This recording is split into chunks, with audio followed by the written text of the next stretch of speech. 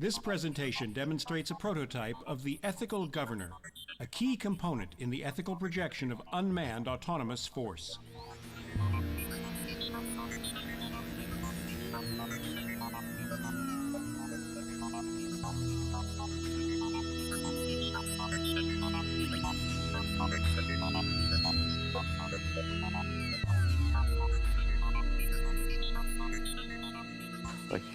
I was digging around and found these research papers that they were doing in America, and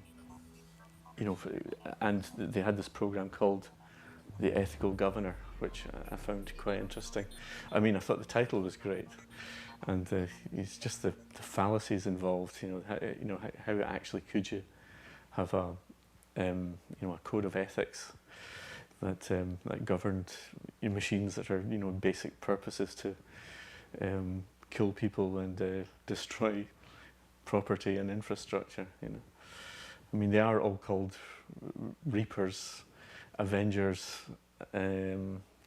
predators. They don't have these names for nothing. So, even though they're always promoted as being great sort of life-saving, labor-saving devices. So it keeps our people out of harm's way.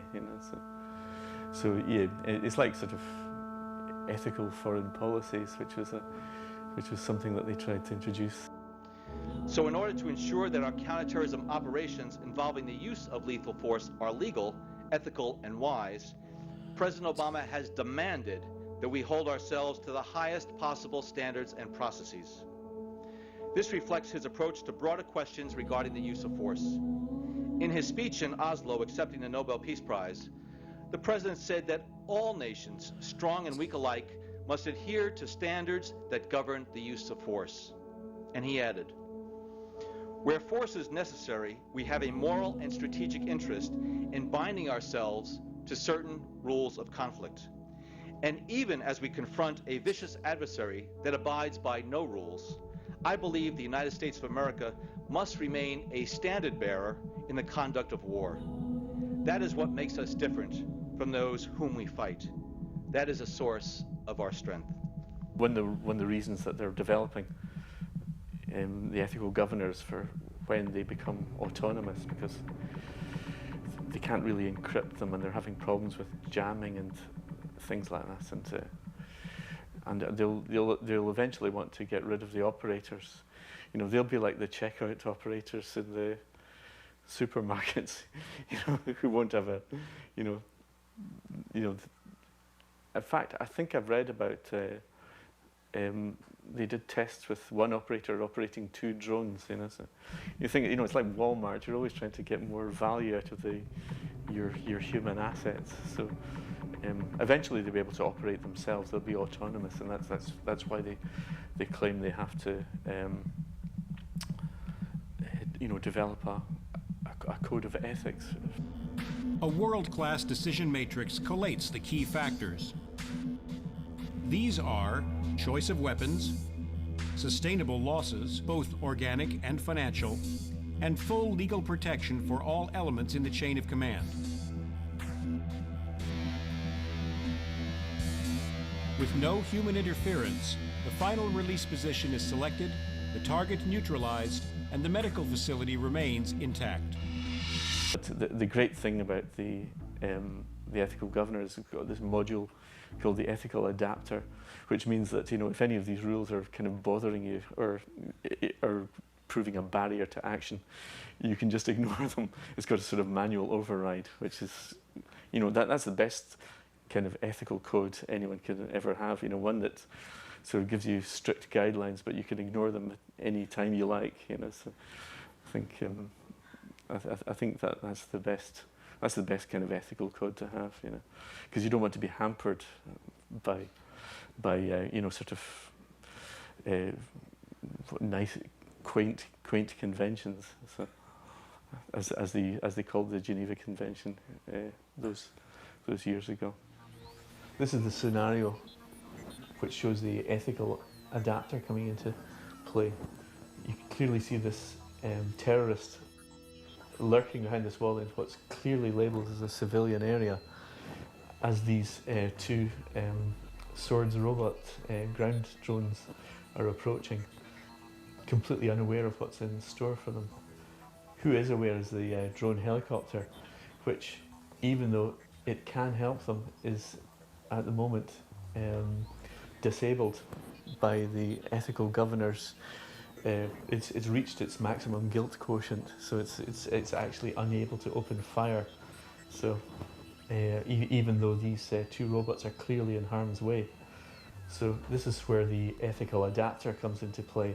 As soon as a scenario like this emerges, the ethical adapter allows this helicopter to overcome its feelings of guilt and reset itself to factory settings and go into action and open fire on this, what is clearly a bad guy. You know, there's an interesting how the use of drones is justified because it saves lives. So that's often used as a reason for continuing to develop them, because of course they put our pilots and crews safely out of the danger zone. And of course they can be lethal to people on the other side of the fence, of course, but so that's usually not so much addressed. But the idea that they actually save lives is something is really kind of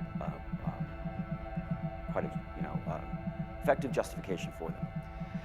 And but in terms of like a kind of lifesaver, and that they might save our lives, our everyday citizens, help to protect America, help to keep us safe. All those sort of things, yes. And in the imagination, these kinds of intelligent systems ideally would be out there protecting us. And so yes. But there's also the kind of, in terms of the sci-fi or the kind of popular imaginary, they're also understood to be a bit dangerous and kind of menacing too. And so there's an interesting combination of attraction and fear, of safety and threat that they bring together. So you see, for example, in films like Terminator, and you see, often the kind of idea of the drone or the intelligent robot, the robotic agent of warfare gone awry, unleashed, and maybe even turning against the people who created it. So I actually went around and interviewed all these various robotic scientists and said, is this something that is a possibility? Let's take this seriously. And there were basically three answers.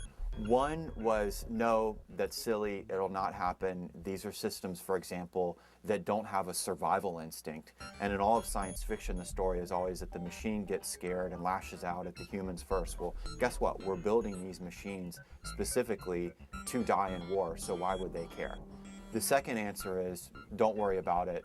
The software, will probably crash right at the moment that they're, deciding to revolt. They'll try and load a MS Word document and boom, just like what's happening to all of us. The third answer, though, is a fascinating one, is that there is a pretty substantial minority, and it has a lot of distinguished people in it, who do think it's a possibility someday. One Pentagon scientist, for example, said to me, I'm probably working on something that's either going to kill or enslave my grandkids. But, it's really cool stuff, so why stop? Well, there's lots of them in research and planning stages that sometimes you can see the schematics online. You can find the Hummingbird drone, for example, online. And you sort of see a little bit about, you can tap in and learn about what's being planned, what's being tested. There are even drones the size of seeds. There's one drone being tested that is nothing but just a wing. It's a rotating wing. And the camera is actually on the wing too.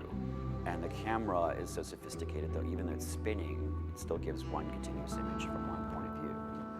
So it's actually kind of interesting how also exploring these new dynamics of flight. For example, the Hummingbird drones that hover are easier, in fact, in many ways, to develop than those that fly like birds. and the mechanics of flight for hovering are a bit easier to harness for some reason. I don't know exactly why. But so yeah, from this tiny little micro drones, there's even a term, micro drone, being used. So yes, and there's also a lot of small drones that are actually even being used in the military now. There's a drone called the Wasp. They come up with these strange concepts, this strange language, and I find it's quite, I like the sound, it's quite poetic in a way. I mean, it's a sort of tortuous euphemisms all the way through this. You know, the more sort of press releases you read from places like this, the more interesting it gets. I think DARPA is possibly the most exciting arts commissioning body in the world at the moment. You know, they just do blue sky funding of you know, weird robotic pack mules and insect-sized surveillance drones and things like this, and perching drones are their latest ones. And they'll sort of perch on buildings and wires like birds and sit there for, you know, persistent surveillance. So I mean, I always think, you know, art is where you find it. You know, Questions of autonomy, automation as well, and that is very much also a part of thinking of new generations of drones. Some of them, of course, have automated flight capabilities, like the Global Hawk. You know, once it's programmed, can fly itself. We basically, you know, program the whole thing. But some are endowed also with, yes, automated flight capabilities, but also the ability to conduct target searches on their own. Automated analytics for seeing, detecting,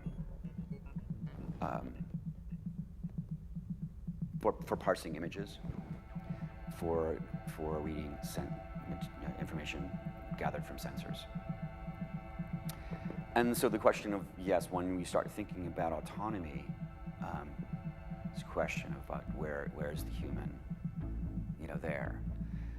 And at the same time you find these ontological questions, then yes, these kinds of ethical questions also come into play, because it's really easy to point the finger and not take responsibility for something that occurred. So you've seen that before when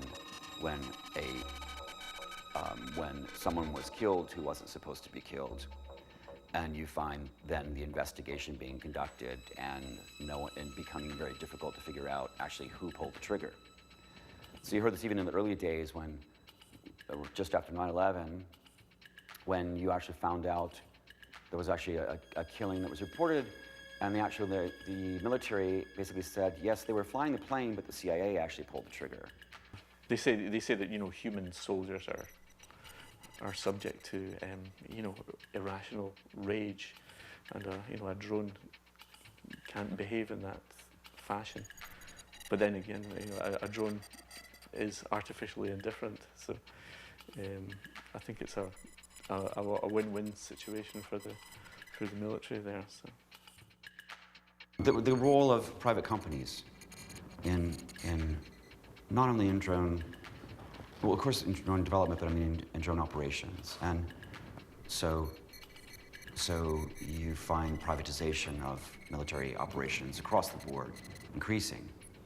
And you find these questions about organizations being involved in drone operations that call into play a lot of ethical questions. What's sad about this is you really don't want people thinking along these lines, that it's better for me to keep the war going. You don't want to keep this, you don't want to keep people, you don't want to, same with, I mean, it's a general concept about capitalism, I think. You don't want to have capitalistic for-profit enterprises involved in stuff you really don't want to have happen more. You don't want wars to happen more. You don't want need to have lots of prisons. You don't want to, these are things you don't want to have, and therefore you don't want to put them in private hands. You don't want to have people making more money if we stay in war longer. that's it. Yeah, I'm interested in what I call the drone economy, like this sort of complete eradication of the human from the transaction space. And you know, drones are just like another manifestation of that. You know, though they've accelerated. You know, their appearance on the scene has sort of accelerated dramatically recently. But I mean, it's the same as it's a sort of outsourcing military action, and it's like any kind of revolution that does away with human labour. So I think that's an aspect of drones that are quite interesting. I mean, I think of we have drone supermarkets with you know, these ones where you have to do all the work yourself. You have to scan. You have to scan the goods. There's no checkout people. Or there's one checkout people. There's one security person, one checkout person, and one shelf stacking person. You know, that's what I would say. That was a sort of a drone entity, a supermarket like that. I mean, there's very little for people to do now, apart from actually buy stuff and consume. But military sort of adventure can actually replace that. So you know, in terms of sort of getting rid of material production. So the drone attacks, there is something about it that it is far more accurate in terms of its targeting than previous technologies. But that is precisely what makes it so much more likelier to be used than, let's say, US is not going to send a B-52 in Pakistan right now, but it can send a drone. Now, on the specific issue that I work on, the drones did not succeed in Afghanistan. There's a lot of stuff out there that says they're succeeding in Pakistan. Yippee, isn't it great? We're hitting Pakistan. It's escalated with President Obama. But at the end of the day, you wonder, well, if they're so successful in using the higher number of drones, why is the war continuing? And I think there's a reason for that. You'll find a good ally for the peace movement are the war makers who are concerned with counterinsurgency. That is, small groups of special forces killing the so-called bad guys and winning over the hearts and minds of the people on the ground. Guess what? They don't like drones. They hate drones because the drone strategy is the opposite of the counterinsurgency strategy. That, in turn, can erode our credibility with the American people and with foreign partners. And it can undermine the public's understanding and support for our efforts. In contrast, President Obama believes that done carefully, deliberately, and responsibly, we can be more transparent and still ensure our nation's security. So let me say it as simply as I can. Yes, in full accordance with the law, and in order to prevent terrorist attacks on the United States and to save American lives, the United States government conducts targeted strikes against specific al-Qaeda terrorists, sometimes using remotely piloted aircraft, often referred to publicly as drones. There is no legal basis for what we're doing there. It's just frankly illegal. What we need to do is debate in Congress whether we want to go to war with that part of Pakistan. If we do, we need to declare it and do it. We can't just go around assassinating people without any legal basis to do it. Or at least I suppose we can assassinate people. It's just that's might is right as opposed to law is right. Until there's investigations into allegations of those who have been hurt or killed by drone attacks, then I think drone strikes should be stopped. What we're doing as activists is we are trying to stop a runaway train and prevent anyone else from being hurt or killed. If you're a true human rights activist, you're going to want to spare American military lives, not just our enemies' lives. So I think that drones are good for what they're used for right now. I mean, this is the wave of the future in weapon system technology. Why not keep young men and women safe, but still maintain the humanity of a human pilot on the ground safely flying one of these unmanned aerial weapon systems? You know, I understand the military position in the sense that when we use drones, no Americans get killed, and thank goodness for that. I'm absolutely in favor of doing everything to preserve American life, and I hate to think of our military being sent into dangerous places and getting themselves killed. But what you've got to think about is what we're doing actually making us safer, or is this just the Obama administration's way of pretending to act tough while at the same time actually making our world a less safe place? And my experience in Pakistan teaches me clearly that what we're doing up there in Waziristan is making us less safe. It's aggravating everybody, and it's not solving any problem. What the public doesn't understand about drones is the expense of drones. Drones cost U.S. taxpayers millions of dollars to fly these things, to operate these things, to create them, to make them, to staff them. And another thing that people don't quite understand about drones is how they are being used abroad. Here we're seeing drones being used by the U.S. Air Force as well as the CIA in military attacks. Military attacks which result in the deaths of innocent civilians, some being women and children. And also citizens don't quite understand that drones will eventually be used for surveillance in our airspace. Although these weapons are controversial, public opinion polls show that 80% approve of the use of drones. 80%, I don't think that most people even know what drones are. They hear about them. You know, they think, well, there's no one that's going to die on our side, and so maybe that's a good thing. The reality is people die on the other side, so is that now a bad thing? You know, it's the enemy. Usually it's not the enemy that's killed by these drones. Usually it's collateral damage of civilians.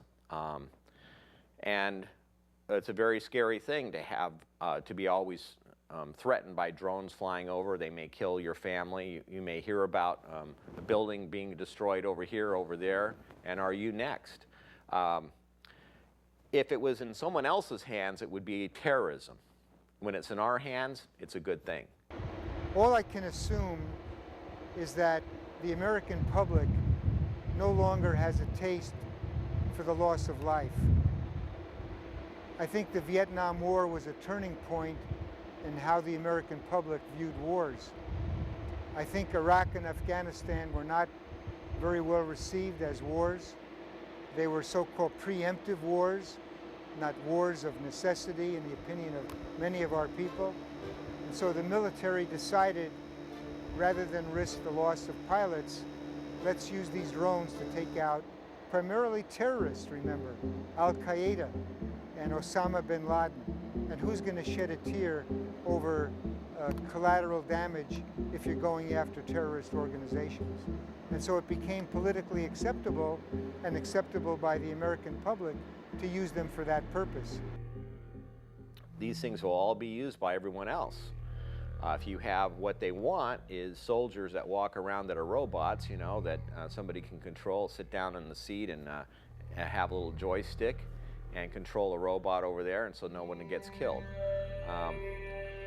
The problem with all that is, do we want to have these robots roaming around here, or do we want to have little little flying things that are snooping around and seeing what we're doing everywhere? Either it's a foreign entity that does it, or our own government can take these and use them against us. This is the future of war. But there is another side of the future of war. That is, the enemy has a vote. And so you have these continual global insurgencies. And that's these two trends coming together, both the unmanning of war, but also the flattening of war. That is, it's becoming a game in which not just states play. And the challenge for all of us is that both robotics and insurgencies and terrorism are things that one, we don't understand very well, and two, we really haven't yet figured out how to deal with them. And you have these two trends coming together, and that's a challenge.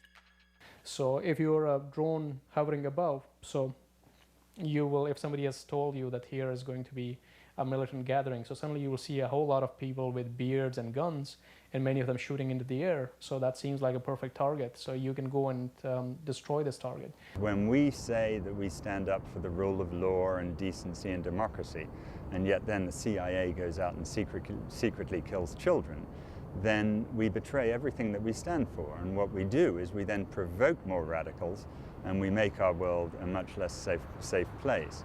So we've got to just stop doing this. We've got to have an open debate about what's happening, and then when we see the truth about what's happening, we've got to reconsider it very seriously and figure out better ways in which we can preserve our way of life.